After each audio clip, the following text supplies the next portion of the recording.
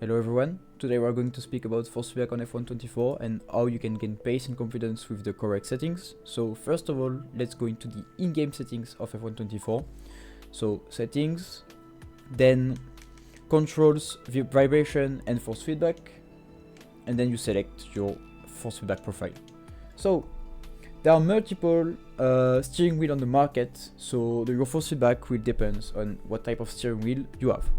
I will split it into two categories. There is the first part was the wheel under 10 Newton meters of power, and then there is the wheel over 10 Newton meters, like Fanatec DD1, Simicube Pro, etc. And the wheel under 10 are most likely T300 RS, so Trustmaster wheels, G29, Moza steering wheel, and CSL DD, so the one that has 5 to 8 Newton meters.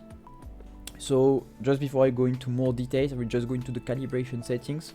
In game, you have tools to make your steering smoother, and they are not recommended at all. Keep your steering rate at 100% if you are using a steering wheel. Same for saturation, linearity and dead zone. They are not good parameters to touch. You don't need to touch this. For throttle dead zone and brake dead zone, it's in the case when you are driving, you are lifting or letting your foot on the brakes or on the throttle when you are driving, and you don't want to have it around. Like, you want to have clean inputs so you can move the dead zone in the case you are always letting your feet on your brake, on your throttle when it's not necessary.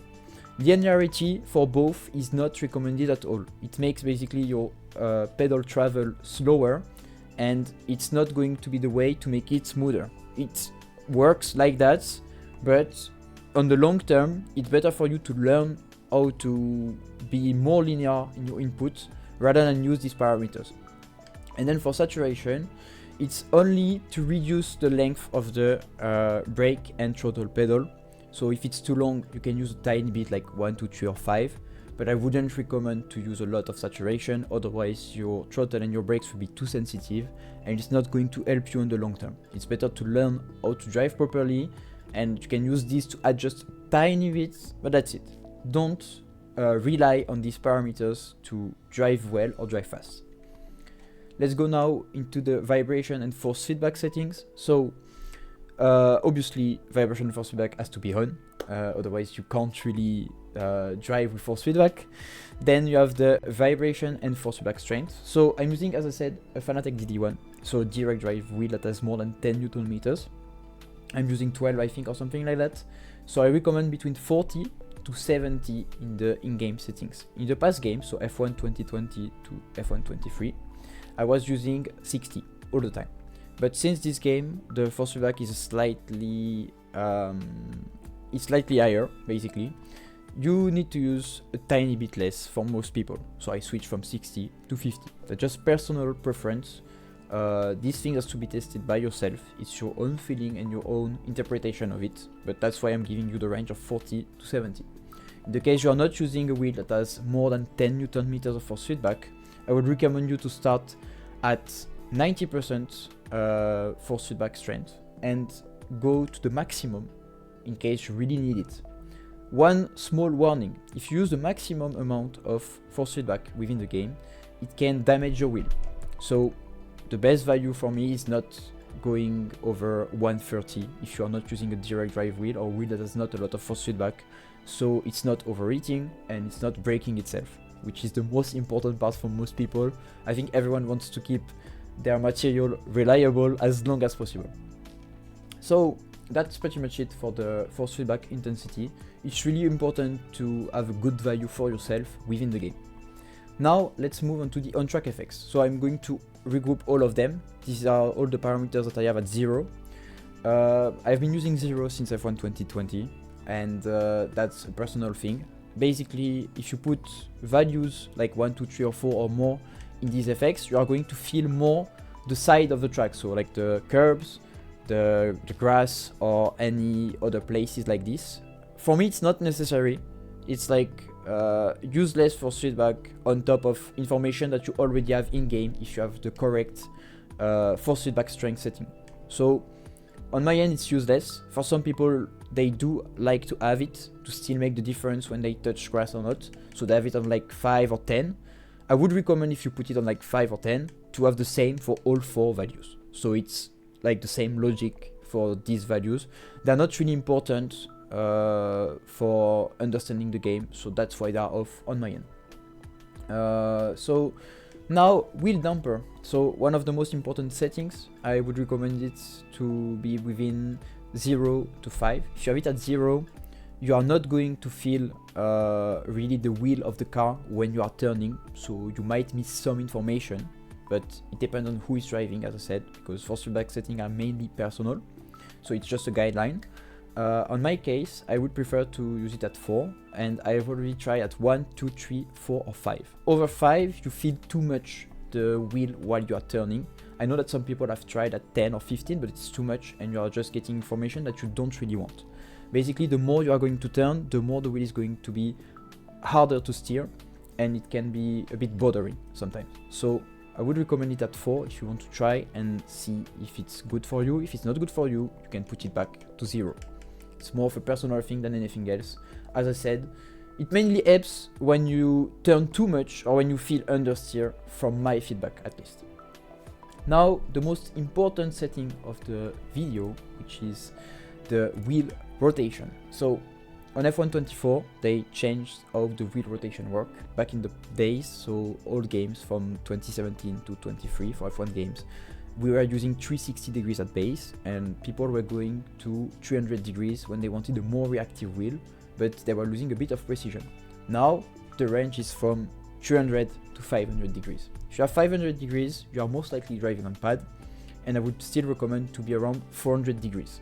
So 400 degrees is like the main rotation for most people if they just want to enjoy the game and understand the game. To be fast, at the moment, it seems that 300 to 360 is still the range to use, even if it's not the one recommended by the game. With 400 degrees, you are going to have, let's say, a nice car to drive, that's true, but you are going to turn a lot the steering wheel. So most people have already seen like clips of how much you need to turn the wheel on the game, which is why 400 degrees is also usable.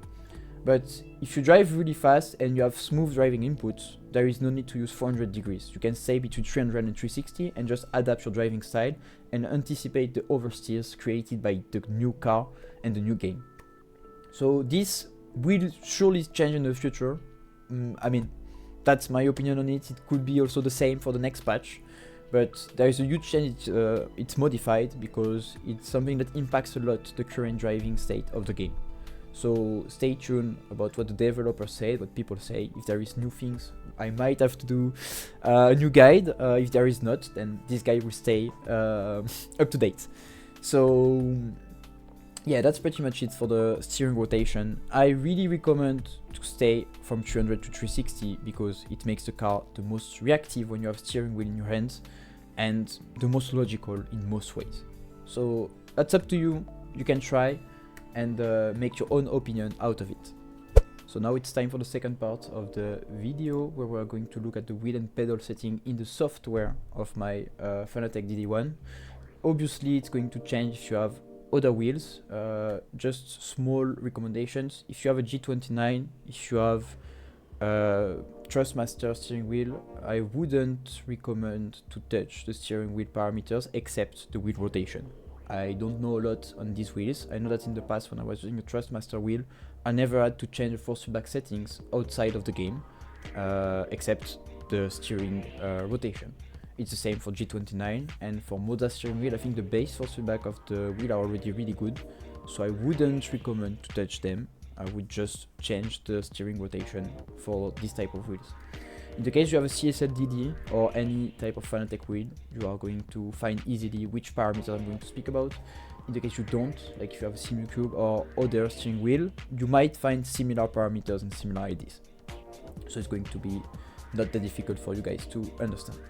So first of all, let's go into the tuning menu of Fanatec. So as I said, same steering rotation in game and outside of the game. If you are using 310 in F1, you keep 310 in these parameters.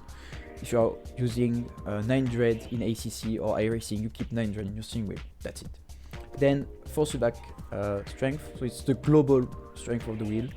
On my end, I always stay between 50 to 70%. I'm not choosing the maximum potential of the wheel. As I said, if I use 50, I'm going to have maximum 10 Newton meters, which is not a lot, but it's enough to have information that are relevant. If I use 70, I will have 40 Newton meters, which starts to be a lot already, so you will have enough information. On my end, I'm at 60 because it's the right balance on F1. I don't need more than that. It's personal, it's something that can change for a lot of people. If you want to have a wheel that's super difficult to hold, then you are going to put more. Some eSport drivers are using 90 to 100%, some others are putting less. It's really driver dependent and it's up to you. So it's one of the first things that you need to set on your steering wheel. Okay, now let's speak about force feedback scale. So if it's on linear, you are going to have a lot of force feedback in all situations, but as you have seen, my maximum output from the steering wheel is going to be lower. If you put it on peak, you are going to have a lot more force feedback when it's necessary. So when you feel a bump, when you turn a lot, or in situations where you have contact with another car, things like that. Like when force feedback actually matters, it's better to have it on peak, so you have the key information at the key moment. It's useless to have just a lot of force feedback, just to say that you have a lot of it. Except if your force feedback feels too light for yourself, then it's normal. But linear is not recommended at all, because you don't need to have the same force feedback for all the track. You need to have force feedback moving depending on which corners you are going to take or the way you are going to drive. So I would recommend to let it on peak for whatever the scenario on the Fanatec wheels. Now let's speak about the natural settings, so damper, friction and inertia. Friction and inertia off, whatever the game, they make the wheel more linear. So let's say you want to turn at 90 degrees and it takes you a second when it's off, and you put it at like 5% on both, and now it's going to take like 1.2 seconds. It changes the way you turn. So for some people who turn too much, maybe it's interesting to use, but it's not natural. It's not like in the settings name. So I wouldn't recommend to use it. Only exception is the damper that you can put from 1 to 10%. As I said, the more you turn your wheel, the more it's going to become stiffer and harder to turn when you put more damper percentage. So in the case of the damper, it depends also on the people. On my end, I really don't like it, but at some point I was using 3 or 5% just to have the feeling of it, because it helps feel the limit of the car sometimes when you need to learn it. So that's, I would say, one of the first parameters I would touch if you think you are turning too much or not enough, and you just need to try a different feeling of the force feedback settings. Now, so there is the force feedback interpolation filter. Basically, the higher you go, the easier it is to turn the wheel, and the lower you go, the harder it will be. So if you have a lot of force feedback, you are most likely going to go higher. So I would recommend going from 3 to maximum 5 or 6, at worst 6. If you go too high on the filter, you are basically going to not feel the force feedback that you have in your steering wheel, which is not what you want. You want to have clear information without having cuts of force feedback while you are driving. So I am at 3 because I'm not using the 20 Newton meters of my steering wheel. That's enough to just have a smooth steering, I would say. If you need to make your steering harder for you, like if you are turning too much, you go lower. If you need to make it easier, you go higher, as I said previously. So I know that some people who have a super high force feedback, like 80 to 100%, they use 5. Some people like me who use less, like 60 to 50 or even 70%, I have 3. I can even go lower if I need, higher, sorry, if I need.